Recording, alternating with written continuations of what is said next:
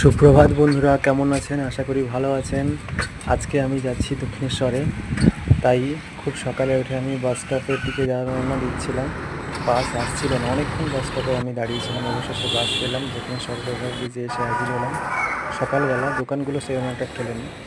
Main gate দিয়ে দক্ষিণেশ্বরে আমি প্রবেশ করছি। দেখুন, আচ্ছা আপনাদের বলে রাখি, ওভারব্রিজের ওপরে এবং